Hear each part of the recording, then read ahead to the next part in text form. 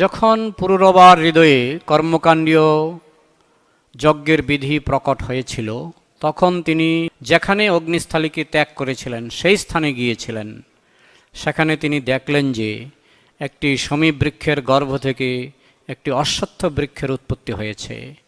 তিনি তখন সেই বৃক্ষ থেকে একটি কাঠ নিয়ে তা থেকে দুটি অরণি তৈরি করেছিলেন। তারপর উর্বশী যেই লোকে বাস করেন সেখানে যাওয়ার বাসনায় তিনি মন্ত্র উচ্চারণ করে নিম্নভাগের অরণিকে উর্বশী এবং উপরের অরণিকে তিনি স্বয়ং এবং মধ্যবর্তী অরণিকে পুত্ররূপে চিন্তা করতে করতে অগ্নি প্রজ্বলিত করেছিলেন। তাৎপর্য: বৈদিক যজ্ঞের অগ্নি সাধারণ দেশালাই অথবা সেই ধরনের কোনো উপায়ের দ্বারা প্রজ্বলিত হয় না। পক্ষান্তরে বৈদিক যজ্ঞাগ্নি প্রজ্বলিত হয় অরণি বা দুটি পবিত্র কাষ্ঠখণ্ডের দ্বারা। তৃতীয় কাষ্ঠখণ্ডের সঙ্গে সেই দুটো কাষ্ঠের সংঘর্ষণের ফলে অগ্নি প্রজ্বলিত হয়।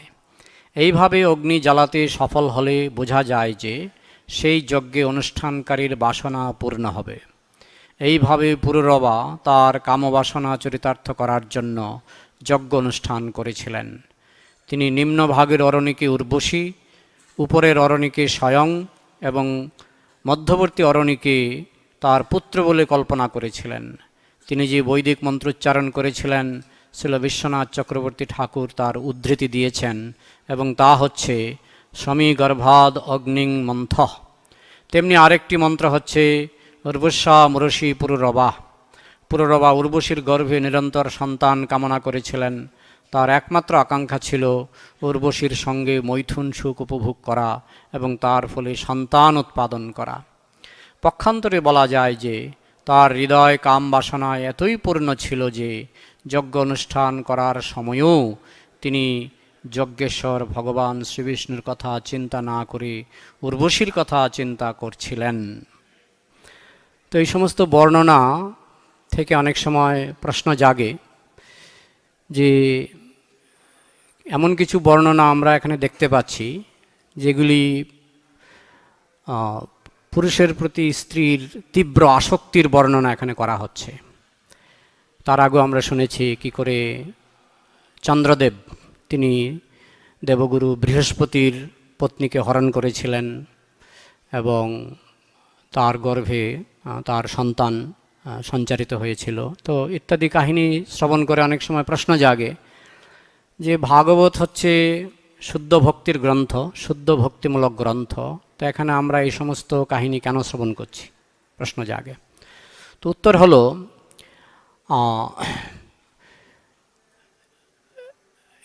জড়জগতের যে এই প্রভাব আসক্তি, এই আসক্তি কতটুকু প্রবল, শত্রু কতটুকু প্রবল, সেটা ভাগবত আমাদেরকে শিক্ষা দিচ্ছে। ভগবান শ্রীকৃষ্ণ বলছেন, কাম এষ ক্রোধ এষ রজগুণ সমুদ্ভব মহাশন মহাপাপমা বিদ্ধি এনম ইহ বৈরিণম। এই সংসারে সবচেয়ে বড় শত্রুকে কাম হচ্ছে এই সংসারের বড় শত্রু, আর ক্রোধ হচ্ছে তার বাই প্রোডাক্ট। কামের বাই প্রোডাক্ট হচ্ছে ক্রোধ। ক্রোধ দুভাবে উৎপন্ন হচ্ছে। একটা হলো কামে বাধা পেলে ক্রোধ উৎপন্ন হচ্ছে, আবার কাম উপভোগ করার মাধ্যমেও ক্রোধ উৎপন্ন হয়। মানুষ শর্ট টেম্পার্ড হয়ে যায়। অনেক সময় ছেলে মেয়ে বিবাহ করে কিছুদিন পরে ডিভোর্স হয়ে যায়, এবং ডিভোর্সের একটা কারণ হচ্ছে ক্রোধ, তাই না? তো বিবাহটা হচ্ছিল কামের বশবর্তী হয়ে। সবাই তো আর উন্নত আদর্শ নিয়ে বিবাহ করে না। কামের বশবর্তী হয়ে বিবাহ হয়েছিল এবং পরবর্তীকালে দেখা গেল যে তাদের কাম তৃপ্ত হলো না, তখন ঝগড়াঝাঁটি হয়ে ডিভোর্স। তাহলে ডিভোর্সের একটা কারণ হচ্ছে ক্রোধ। তাহলে কাম এস ক্রোধ এস, কাম থেকে ক্রোধের উৎপত্তি হয়। আবার কাম পরিতৃপ্ত হলেও আবার লোভের উৎপত্তি হয়, আরও চাই আরও চাই। হ্যাঁ, তো এইভাবে লোভ ক্রোধ এগুলি হচ্ছে কামের বাই প্রোডাক্ট। কাম এস ক্রোধ এস রজগুণ সমুদ্ভব, এগুলো উৎপন্ন হচ্ছে রজগুণ থেকে। মহাশন মহাশন, শন মানে গ্রাস করে, হ্যাঁ, মানে খাওয়া। তো কাম কি করে? সব কিছুকে খেয়ে ফেলে। মহাগ্রাসী, মহাগ্রাসী, সে সব কিছুকে খেয়ে ফেলে। হ্যাঁ, মহাশন মহাপাপ মা, সবচেয়ে বড় পাপ, মহাপাপ। বিদ্ধি এনমিহ বৈরিণম, হে অর্জুন জেনে রাখো এই তোমার শত্রু, শত্রুকে চিনে রাখো, এ তোমার মহাশত্রু, মহাশত্রু, মহাগ্রাসী, সে তোমার সব কিছু গ্রাস করবে। প্রহ্লাদ মহারাজ তিনি একটা শ্লোকে বলছেন কাম কি কি গ্রাস করে। ভগবদ্গীতায় কৃষ্ণ বলছেন কাম সব কিছুকে গ্রাস করে ফেলে। তো কি কি বিষয় কাম গ্রাস করে তার একটা লিস্ট প্রহ্লাদ মহারাজ দিয়েছেন। ইন্দ্রিয়াণি মন প্রাণ আত্মা ধর্ম ধৃতির্মতি হ্রি শ্রী তেজ স্মৃতি সত্যম যস্য নশ্যন্তি জন্মনা। জন্মের শুরু থেকেই, মানে সোজা কথায় শিশুকাল থেকেই কামের উৎপাত। এমন নয় যে যৌবন থেকে উৎপাত শুরু হয়, বলা হচ্ছে জন্ম না, জন্মের সঙ্গে সঙ্গে কামের উৎপাত শুরু হয়। এটা হয়তো ভারতবর্ষে আমরা অতটুকু বুঝতে না পারলেও পাশ্চাত্য দেশে দেখা যায়। হ্যাঁ, শিশুদের মধ্যে অনেক দুর্ঘটনা ঘটছে। তো শৈশবকাল থেকেই কামের উৎপাত, জন্ম না, জন্ম থেকেই শুরু। আসলে মাতৃগর্ভে থেকেই আমাদের মধ্যে থাকে সুপ্ত অবস্থায়। তো কি কি নষ্ট করে এই সর্বগ্রাসী কাম? কি কি নষ্ট করে? ইন্দ্রিয়াণি, প্রথম নষ্ট করে আমাদের ইন্দ্রিয়। যে মানুষ যত বেশি কাম উপভোগ করবে তার চক্ষু, কর্ণ, নাসিকা, জিহ্বা, ত্বক তত বেশি নষ্ট হবে, মানে তার ক্ষমতা নষ্ট হবে। চক্ষু, কর্ণ, নাসিকা, জিহ্বা, ত্বকের ক্ষমতা খুব দ্রুত নষ্ট হবে। হ্যাঁ, শ্রীল প্রভুপাদ যখন আমেরিকায় গিয়েছিলেন তখন তিনি একদিন দেখলেন যে পার্কে কিছু যুবক, 30 বছরের যুবক, লাঠি নিয়ে কোমর বাঁকা করে হাঁটছে।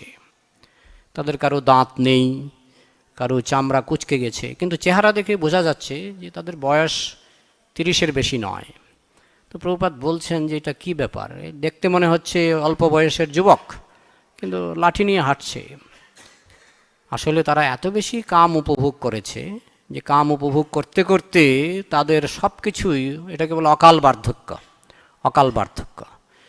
তাহলে কাম ইন্দ্রিয়কে হরণ করে, ইন্দ্রিয়কে নষ্ট করে, ইন্দ্রিয়কে দুর্বল করে।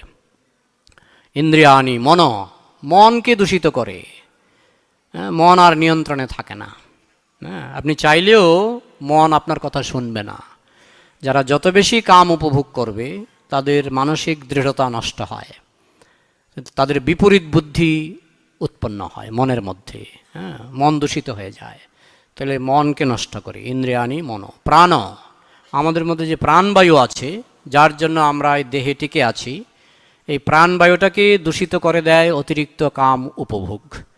কাম উপভোগের ফলে আমাদের প্রাণবায়ু দূষিত হয়ে যায় এবং যার ফলে আমাদের অকাল মৃত্যু। যে আজকাল অনেকেরই, আগে সত্যযুগে মানুষ 1 লক্ষ বছর আয়ু ছিল, সত্য ত্রেতাতে 10,000 বছর আয়ু ছিল, দাপরে 1000 বছর আয়ু ছিল, কলিতে 100 বছর, কমতে কমতে এটা হবে 10 বছর। কলিযুগের শেষ ভাগে মানুষের আয়ু হবে 10 থেকে 12 বছর। তাহলে এই যে আয়ু কমছে, প্রাণবায়ু দূষিত হচ্ছে, আয়ু কমে যাচ্ছে মানুষের, এটা হচ্ছে কামের ফলে।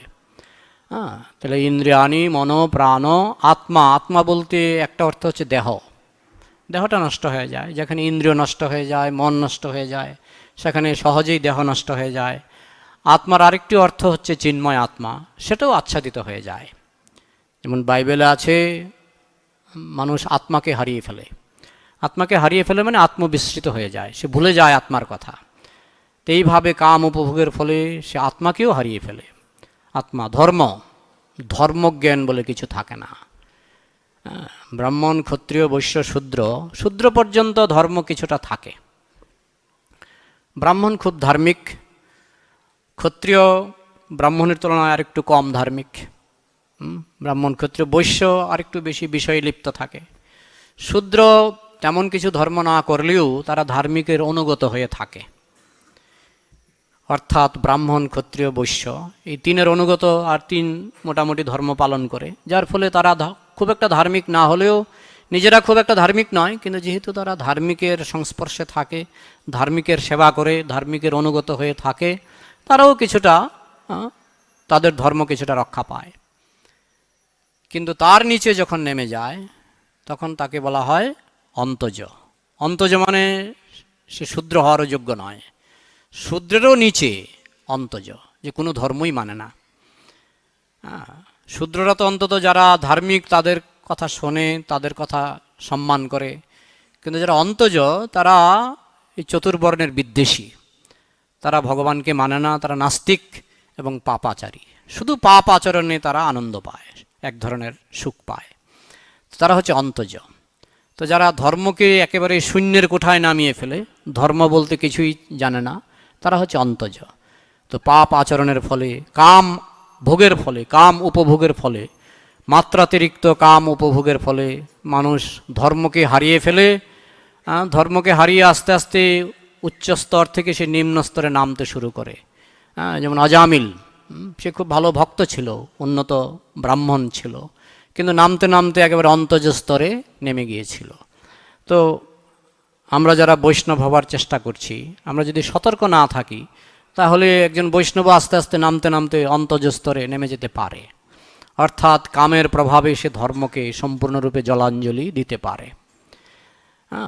তাহলে ইন্দ্রিয়াণি, মন, প্রাণ, আত্মা, ধর্ম। ধৃতি মানে ধৈর্য, তার ধৈর্য থাকে না। অনেক সময় কি হয় যে না আমি কিছু করতে পারলাম না, সব সব বাদ, আমার দ্বারা কিছু হলো না, সুতরাং সব বাদ দেওয়াই ভালো, বাদ দিয়ে আবার কর্মী হয়ে যাই। তো এটা ধৈর্য আর থাকে না। সে যে ভগবানের ভক্তি করে আবার ভগবানের চরণ লাভ করবে, সেই ধৈর্য আর তার থাকবে না কামের ফলে। আত্মা ধর্ম ধৃতির মতি, তার সুমতি থাকে না, দুর্মতির সৃষ্টি হয়। আত্মা ধর্ম ধৃতির মতি, দুর্মতি। আত্মা ধর্ম ধৃতির মতি, হ্রি, লজ্জা থাকে না, লজ্জা নষ্ট হয়ে যায় কাম উপভোগের ফলে। আমেরিকায় দেখা গেছে যে বাবা তার সন্তান সন্ততিকে নিয়ে, তার ছেলে মেয়েকে নিয়ে ওই নাইট ক্লাবে নগ্ন নৃত্য, নেকেড ডান্স দেখার জন্য বাবা আর ছেলে একসঙ্গে তার ছেলে মেয়েকে নিয়ে একসঙ্গে দেখতে যায়, টিকিট কাটে, টিকিট কেটে তারা একসঙ্গে নগ্ন নৃত্য দর্শন করে। তো ছেলেকে নিয়ে যাচ্ছে, বাবা তার ছেলেকে নিয়ে যাচ্ছে, তো কি নষ্ট হয়ে গেল? লজ্জা নেই, নির্লজ্জ। বরং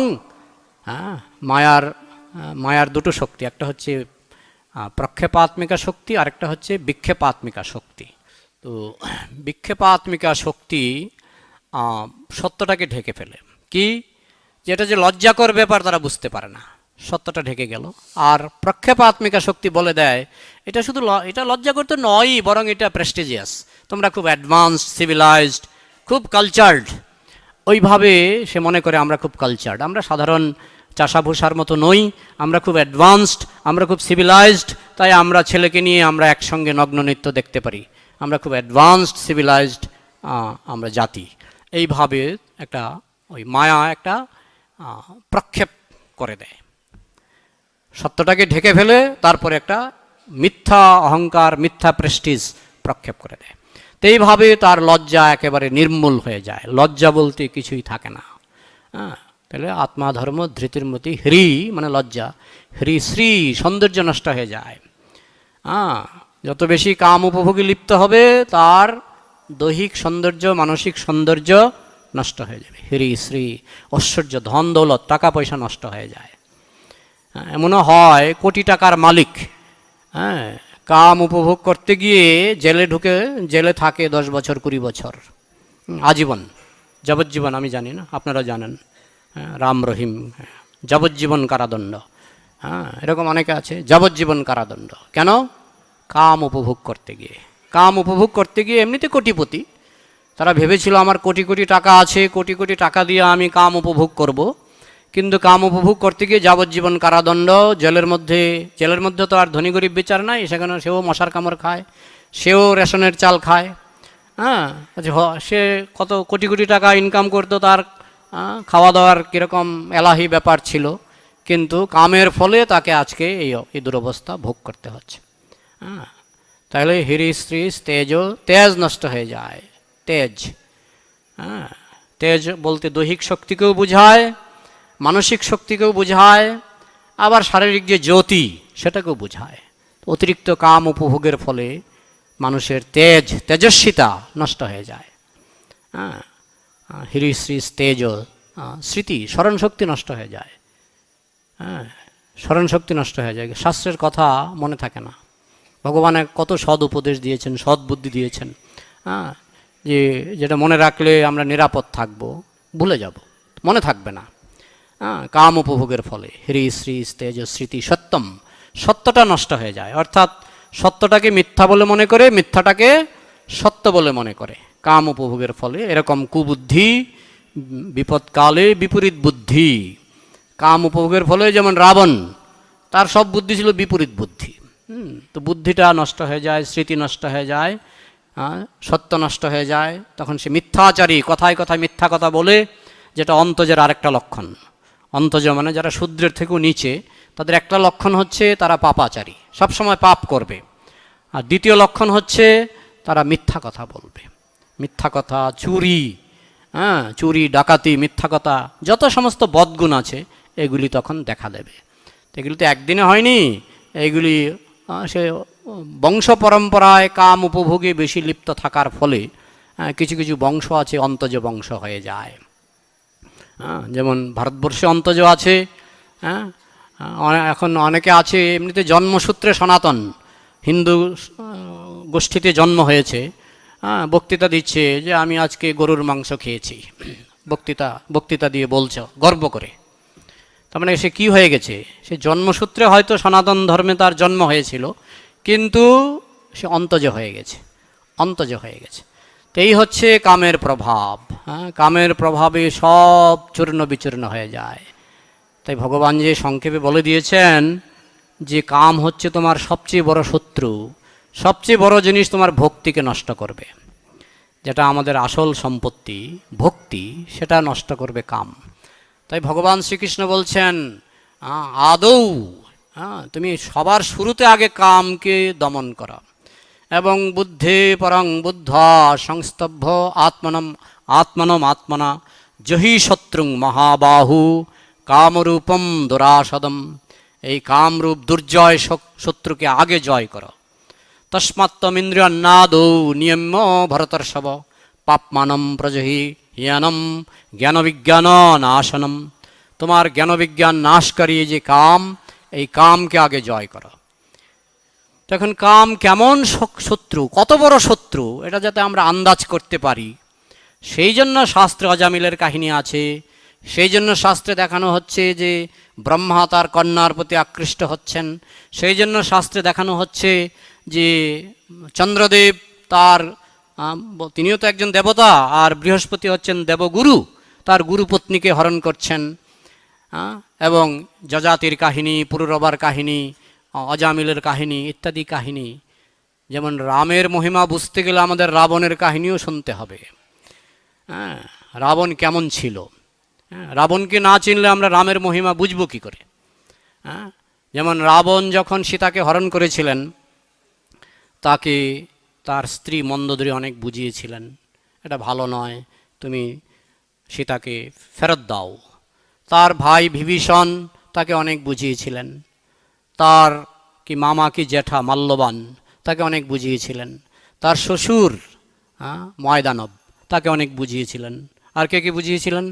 মারীচি, যে সীতা হরণ করতে গিয়েছিলেন হরিণ রূপে, তিনিও রাবণকে বুঝিয়েছিলেন। রাবণকে সবাই মিলে বুঝিয়েছিলেন, কিন্তু কারো কথাই তিনি শুনেননি, কারো কথাই তিনি শুনেননি। এই হচ্ছে রাবণ। তা আমরা যদি রাবণকে বুঝতে পারি, তাহলে আমরা বুঝতে পারবো আমাদের মধ্যে রাবণ আছে কিনা, আমাদের মধ্যে সেই রাবণের প্রবণতা আছে কিনা। যে গুরুদেব বোঝাচ্ছেন, বাবা বোঝাচ্ছেন, মা বোঝাচ্ছেন, আমরা সব শুনছি কিনা, শাস্ত্র বোঝাচ্ছেন, সাধু গুরু শাস্ত্র সবাই আমাদেরকে জ্ঞান দিচ্ছেন, বোঝাচ্ছেন, আমরা কতটুকু মানছি। যদি রাবণের মতো সবাই বোঝানো সত্ত্বেও রাবণ মানছে না, তো সেরকম রাবণের স্বভাব আমাদের মধ্যে আছে কিনা সেটা আমরা যদি বুঝতে পারি, তাহলে বুঝতে পারবো যে রামের মহিমা কতটুকু। ঠিক তেমনি কাম কিভাবে আমাদেরকে উৎপাত করে এবং এই কামের হাত থেকে মুক্তি পাওয়ার উপায় কি, সেটা ভাগবত শিক্ষা দিচ্ছে। তারপরের চ্যাপ্টারে আসছে যজাতির কাহিনী।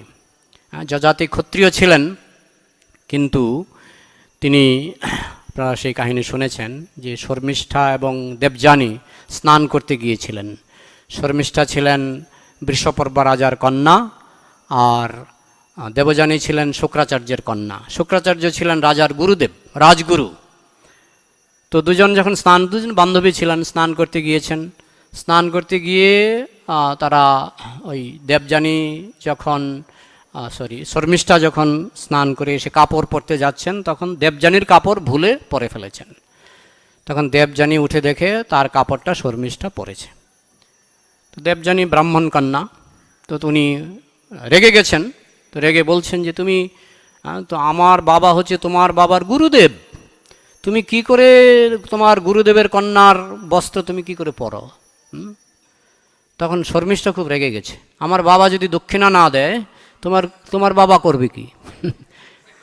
ঝগড়া করতে করতে তারা ঝগড়া চলছে হাঁটছে, ঝগড়া চলছে হাঁটছে, হাঁটতে হাঁটতে রাস্তার মধ্যে ছিল একটা কূপ। সেই কুয়োর সামনে গিয়ে শর্মিষ্ঠা তো ক্ষত্রিয় কন্যা, ক্ষত্রিয়ের স্বভাব হচ্ছে অ্যাকশন, তো সঙ্গে সঙ্গে ধাক্কা মেরে ফেলে দিল কুয়োর মধ্যে।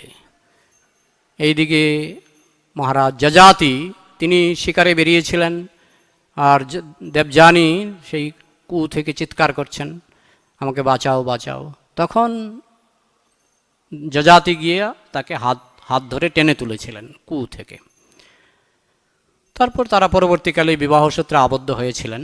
কিন্তু বিবাহের সময় দেবযানীর একটা শর্ত ছিল, যে আমাকে এই কুয়োর মধ্যে ফেলেছে সে আমার দাসী হয়ে থাকবে। চলো খাল কেটে কুমির ডাকা, খাল কেটে কুমির ডাকা হচ্ছে, এটা তার বলা দরকার ছিল না। বলছে না, দেবযানী যেহেতু, শর্মিষ্ঠা যেহেতু আমাকে কুয়োর মধ্যে ফেলে দিয়েছে, সে আমার দাসী হয়ে থাকবে। সে রাজকন্যা, সুন্দরী রাজকন্যা, তুমি তাকে দাসী করে নিচ্ছ, রাজা তার প্রতি আকৃষ্ট হতে পারে। সেই ভয়ে শুক্রাচার্য বললেন, ঠিক আছে শর্মিষ্ঠা তোমার দাসী হয়ে যাবে, কিন্তু তুমি তার সঙ্গে দৈহিক সম্পর্ক স্থাপন করলে তোমাকে আমি অভিসম্পাত করব। তো রাজা, ঠিক আছে শুক্রাচার্য অভিসম্পাত করবেন, আমার সাবধান থাকতে হবে। কিন্তু এই যে কাময়েশ ক্রোধয়েশ রজগুণ সমুদ্ভব, প্রচণ্ড শক্তিশালী। মহারাজ পাণ্ডু জানতেন যে আমি যদি মাদ্রিকে স্পর্শ করি আমার মৃত্যু হবে, জানতেন, তার জানা ছিল, জেনেও স্পর্শ করেছেন। তাহলে কীরকম তার শক্তি, কামের শক্তিটা কীরকম। তো এইভাবে মহারাজ যজাতি তিনি জানতেন, আমি যদি শর্মিষ্ঠাকে স্পর্শ করি, আমি শুক্রাচার্যের দ্বারা আমার শ্বশুরমশাই আমাকে অভিশাপ দেবে। তা সত্ত্বেও একদিন শর্মিষ্ঠা তিনি রাজার কাছে এসে সন্তান কামনা করলেন। রাজা তিনি পরাভূত হয়ে গেলেন, তার আর সব ভয় উড়ে গেল। যে তার গুরুদেব মানে শুক্রাচার্য যে তাকে, তার শ্বশুরমশাই যে তাকে অভিশাপ দেবে সেটা তার জানা ছিল, তা সত্ত্বেও তিনি সেটা উপেক্ষা করলেন। কেন উপেক্ষা করলেন? কারণ কামের শক্তিটা অত্যন্ত প্রবল। তার পরবর্তীকালে শর্মিষ্ঠার 3 সন্তান হয়েছিল। পরবর্তীকালে যখন তার শ্বশুরমশাই শুক্রাচার্য যখন খবর পেলেন, সঙ্গে সঙ্গে অভিশাপ দিলেন, তুমি বৃদ্ধ হয়ে যাও। তখন দেবযানী বাবাকে বললেন, আপনি আমার স্বামীকে বৃদ্ধ বানিয়ে দিলেন, তো আমারও তো একটা যৌবন আছে, আমি কি করে জীবন কাটাবো? তখন শুক্রাচার্য ভাবলেন, তাই তো ভুল হয়ে গেছে, এখন কি করা যায়? তখন সেই রাজা গিয়ে মহারাজ যজাতি গিয়ে শুক্রাচার্যের কাছে ক্ষমা চাইলেন, ভাবলেন ক্ষমা চাইলে হয়তো একটা সমাধান হতে পারে। তখন শুক্রাচার্য দেখলেন আমার মেয়েরই তো ক্ষতি, তাই তিনি কি করলেন, তিনি বললেন যে ঠিক আছে, একটা সমাধান আমি দিতে পারি। অভিশাপ তো আর অভিশাপ যেটা দেওয়া হয়ে গেছে এটা হয়ে গেছে, কিন্তু কেউ যদি তোমার যৌবনের সঙ্গে, তোমার বার্ধক্যের সঙ্গে কারো যৌবন যদি বিনিময় করে, তাহলে আমি তোমাকে অনুমতি দিচ্ছি, তুমি যৌবন ভোগ করতে পারবে। কে আর এই সংসারে কে আছে যে একটা বৃদ্ধ লোক যদি গিয়ে বলে তোমার যৌবনটা আমাকে দাও, আর তৎকালে যা কথা তাই কাজ, এটা আর কলিযুগ নয়, তখন মানুষের কথার দাম ছিল। তো উনি কারো কাছে না গিয়ে তিনি দেখলেন যে আমার সন্তানদের কাছে যাই। কি হারিয়ে গেল? লজ্জা। সন্তানের কাছে গিয়ে বলছে, বাবা আমি তো কাম ভোগ করে তৃপ্ত হইনি, এখন আমাকে তো আমার শ্বশুরমশাই অভিশাপ দিয়ে বৃদ্ধ বানিয়ে ফেলেছে, তুমি যদি দয়া করে তোমার যৌবনটা দাও, আমার বার্ধক্যটা নাও। এটা কি নির্লজ্জ ব্যবহার নয়? সন্তানের কাছে, সন্তানের কাছে। প্রথম গিয়েছিলেন যদুর কাছে, তারই সন্তান যদু, দেবযানীর পুত্র। তো যদু বলছেন যে আমি এই দেহ দিয়ে আমি কৃষ্ণ সেবা করছি, আমি যদি আপনাকে যৌবনটা দিয়ে ফেলি তাহলে আমি কৃষ্ণ সেবা করব কি দিয়ে? এই দেহটা কৃষ্ণ সেবার জন্য, যৌন উপভোগের জন্য নয়। এইভাবে বাবার মুখের উপর লজ্জা দিয়ে দিলেন। তখন যার জন্য কৃষ্ণ যদু বংশে আবির্ভূত হয়েছিলেন, কারণ যদু কৃষ্ণ সেবাকে, যৌন সেবার থেকে কৃষ্ণ সেবাকে বেশি গুরুত্ব দিয়েছিলেন বলে, যদিও আপাত দৃষ্টিতে তিনি পিতার আদেশ অমান্য করেছিলেন, কিন্তু ভগবান শ্রীকৃষ্ণ দেখলেন এটাই দরকার, এটাই দরকার। পিতা বড় নয়, কৃষ্ণ বড়, জগতের পিতা কৃষ্ণ। কৃষ্ণ সেবার জন্য আমি যদি তোমাকে যৌবন দিই, তুমি নিয়ে এটা উৎপাত করবে, তার থেকে আমি আমার যৌবনটা রেখে আমি এই যৌবন দিয়ে আমি কৃষ্ণ সেবা করব। পরবর্তীকালে তিনি শর্মিষ্ঠার পুত্র, কনিষ্ঠ পুত্র পুরুর কাছে গিয়েছিলেন যে পুরু তুমি আমাকে তোমার যৌবনটা যদি দাও। পুরু সঙ্গে সঙ্গে বলেছিলেন ঠিক আছে, আমার যৌবন আমি দিলাম। তো এইভাবে 1000 বছর ধরে যৌন উপভোগ করার পর মহারাজ যযাতি বুঝতে পারলেন এই দুষ্ট তৃপ্ত হওয়ার নয়। ন জাতু কাম কামানাম উপভোগেন সম্মতি হবিষা কৃষ্ণ বর্তমেব ভূয় বা বিবর্ততে। যতই ভোগ করি না কেন এ শান্ত হবে না। ওই প্রভুপাদের গল্প আছে না, যে আকবর আর বীরবলের গল্প। আকবর বীরবলকে জিজ্ঞেস করছে যে মানুষের কাম বাসনা কবে শান্ত হয়? তো বীরবল বলেছে মৃত্যুর আগে পর্যন্ত শান্ত হয় না। বলে বলেন কি? বলে আপনি প্রমাণ চান? হ্যাঁ দেখাও দেখি প্রমাণ। তো একজন মৃত্যু শয্যায় শায়িত ছিল, তারই মন্ত্রী। তখন বীরবল বললেন আপনার যুবতী কন্যাকে সঙ্গে নিয়ে আসুন, আমি প্রমাণ করব। তখন আকবর, বন্ধু ছিল বীরবল, তার যুবতী কন্যাকে সঙ্গে নিয়ে গেলেন। মৃত্যু শয্যায় শায়িত ব্যক্তি, তার প্রতি তার সন্দেহের কোনো কারণ নাই। তো সেখানে সম্রাট আকবর গেলেন, বীরবল গেলেন এবং তার কন্যাও গেলেন। সেই মৃত্যু শয্যায় শায়িত ব্যক্তি 5 মিনিট পর পর কন্যার দিকে তাকাচ্ছেন, হয়তো আজকেই মারা যাবে বা কালকে মারা যাবে। তো এরকম ঘটনা একটি নয়, অসংখ্য অসংখ্য। মৃত্যুশয্যায় শায়িত হলেও কাম বাসনা যায় না। তাহলে উপায় কি? তার কি সমাধান নেই? সেই জন্য উপায় একটাই আছে, যেমন কুকুর তেমন মুগুর। রোগটা যদি শক্ত হয়, ওষুধটা তো শক্ত হতে হবে। তাহলে সবচেয়ে শক্ত ওষুধ কি? হরিনাম শুধু নয়, ভক্তি সহ, ভক্তি যোগে হরিনাম, প্রেমনাম। হরে কৃষ্ণ কৃষ্ণ কৃষ্ণ হরে হরে, হরে রাম রাম রাম হরে হরে। এরপরও প্রশ্ন আছে যে হরিনামও তো করছি, ভক্তিযোগে হরিনাম তো করছি, কিন্তু তারপরেও তো মন চঞ্চল হয়। তো সেই উত্তর ভগবান দিয়েছেন, সে উত্তর ভগবান দিয়েছেন।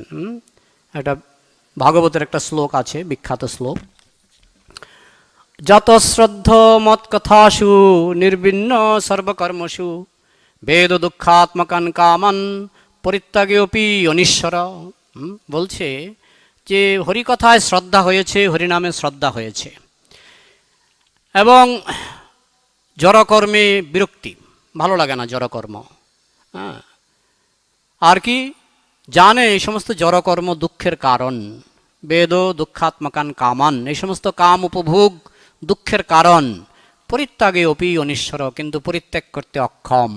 দেখুন, ভগবান কোনো কিছু ঢেকে রাখেননি, সোজা সাপটা কথা, পরিষ্কার বলছে। জাত শ্রদ্ধ মত কথাসু, হরিকথায় শ্রদ্ধা জন্মে গেছে, নির্বিঘ্ন সর্বকর্মসু, জড় কর্মে বিরক্তি এসে গেছে।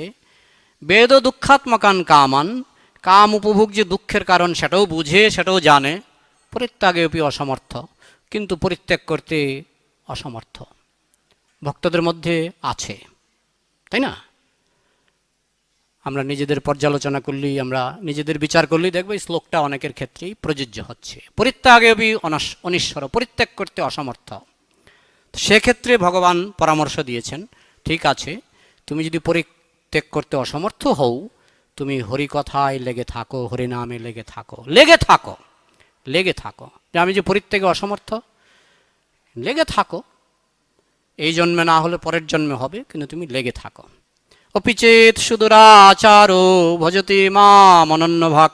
সুদুরাচারো, অত্যন্ত দুরাচারী, অত্যন্ত দুষ্ট ব্যক্তিও যদি এই হরিকথা, হরিনাম শ্রবণ কীর্তন রূপ কৃষ্ণ ভাবনায় লিপ্ত হয়, মগ্ন হয়, তাহলে তার আশা আছে, তার নিরাশা হওয়ার কোনো কারণ নেই। ভগবান উৎসাহ দিচ্ছেন, হ্যাঁ, ভগবান উৎসাহ দিচ্ছেন, তিনি নিরুৎসাহিত করছেন না। কিন্তু আমরা যদি সেটাকে ত্বরান্বিত করতে চাই, হ্যাঁ, ত্বরান্বিত করতে চাই, কারণ অনেক সময় কি হয়, এই যে পরিত্যাগে অনিশ্বর, পরিত্যাগ করতে অক্ষম, বদ অভ্যাসগুলি সে পরিত্যাগ করতে অক্ষম। সে নাম জপ করছে, হরিনাম করছে, শ্রবণ কীর্তন করছে, তারপরেও বদ অভ্যাস পরিত্যাগ করতে অক্ষম। তো সেক্ষেত্রে অনেক সময় কি হয়ে যায়, অপরাধ চলে আসে। কেননা অনেক সময় দেখা যায় হয়তো সক্ষম, কিন্তু সে মনকে বোঝাচ্ছে আমি সক্ষম নই। এটাকে বলে হয় আত্মপ্রবঞ্চনা। সে মনকে, ভগবান জানে তুমি সক্ষম, তুমি ইচ্ছা করলে পারবে, কিন্তু আমি বলছি হে ভগবান আমি সক্ষম নই, সেটাকে বলা হয় আত্মপ্রবঞ্চনা। তো সেসব ক্ষেত্রে অপরাধ হয়ে যায়। তো সেই জন্য ভক্তিবিনোদ ঠাকুর তার জৈব ধর্ম গ্রন্থে বলেছেন যে প্রাণ খুলে চোখের জলে ভগবানের কাছে অশ্রু বিসর্জন করে হরিনাম করতে হবে, হরিকথা। সব সমাধান হচ্ছে ভক্তি যুগে অশ্রু বিসর্জন। আমরা যদি ভক্তি যুগে অশ্রু বিসর্জন করতে পারি, তাহলে আমাদের যে প্রাপ্তি, কৃষ্ণ প্রেমধন, যেটা মনুষ্য জন্মের আসল লক্ষ্য, সেটা খুব ত্বরান্বিত হবে। In previous time, kings used to keep many wives, but still how they were effulgent. এমন কোনো কথা নেই যে তারা effulgent ছিলেন সব সময়। প্রথমত তাদের ক্ষমতা আমাদের থেকে বেশি ছিল। ডায়াবেটিস রোগী রসগোল্লা খেলে তো বেশি ক্ষতিগ্রস্ত হবেই, কিন্তু যার ডায়াবেটিস নেই সে যদি দু একটা রসগোল্লা বেশি খায় তার কোনো ক্ষতি হবে না। তো আগের যুগের রাজরাজাদের দৈহিক ক্ষমতা আমাদের থেকে 1000 গুণ বেশি ছিল, যার ফলে তারা 100-200 পত্নী বিবাহ করেও তারা অনেকে ঠিক থাকতেন। কিন্তু এমনও দেখা গেছে মহাভারতে বিচিত্রবীর্য এবং চিত্রাঙ্গদের কাহিনী আপনারা শুনেছেন। বিচিত্রবীর্য মারা গিয়েছিলেন যুদ্ধে, না চিত্রাঙ্গ যুদ্ধে মারা গিয়েছিলেন, বিচিত্রবীর্য মারা গিয়েছিলেন যক্ষায়। মহাভারতে লেখা আছে কেন তার যক্ষা হয়েছিল। তিনি অতিরিক্ত যৌন উপভোগ করেছিলেন, যার ফলে তার যক্ষা রোগ হয়েছিল। তো এরকম বলা ঠিক নয় যে সমস্ত রাজারাই তারা রোগমুক্ত ছিলেন। কেউ মৃত্যুর কবলিত হয়েছেন, মহারাজ পাণ্ডু মৃত্যুর কবলিত হয়েছেন, মহারাজ বিচিত্রবীর্য যক্ষা রোগের দ্বারা আক্রান্ত হয়েছেন। তো এরকম ঘটনা আছে যে তারাও, এটা এমনই একটা জিনিস, এটাতে হাত দিলেই হাত পুড়বে, কম আর বেশি, ঠিক আছে। You told you to last people lose their effulgence. হ্যাঁ, বেশি উপভোগ করলে তো গরুচুর বলে মনে হবেই, তাই না? না কি আমি কি ভুল বললাম? আর প্রশ্ন? কোন শ্লোকটা? জাতশ্রদ্ধ, এটা হচ্ছে 11, 20, 27। এখানে প্রায় 3-4টা শ্লোক আছে যেখানে ভগবান খুব উৎসাহ দিচ্ছেন ভক্তকে, কিন্তু আমরা যেন এই উৎসাহের অসদ্ব্যবহার না করি। যে ভগবান উৎসাহ দিচ্ছেন, ভগবান জানে এরা ছেড়ে চলে যাবে, আর জপ তপ ছেড়ে পালাবে, তাই ভগবান উৎসাহ দিয়ে থাকো। প্রভুপাদও বলেছেন যা কিছু হোক ইস্কনে থাকো, যা কিছু হোক ইস্কনে থাকো, প্রভুপাদও বলেছেন। তো জৈব ধর্মে ভক্তিবিনোদ ঠাকুর ছিল, ভক্তিবিনোদ ঠাকুর তিনি ব্যাখ্যা করেছেন এমনকি সন্ন্যাসীরও যদি পতন হয় সেজন্য ভক্তিকে না ছাড়ে, সেরকম কথা জৈব ধর্মে লেখা আছে। ভক্তি সবচেয়ে উপরে, সবার উপরে। তাই সর্বাবস্থায় কোনো অবস্থাতেই ভক্তিকে পরিত্যাগ করা উচিত নয়। গ্রন্থরাজ শ্রীমদ্ ভাগবতম কি, সমবেত বৈষ্ণব ভক্তবৃন্দ কি, নিতাই গৌর প্রেমানন্দে হরি বল। জয় শ্রীপাদ রামাঞ্জন প্রভু কি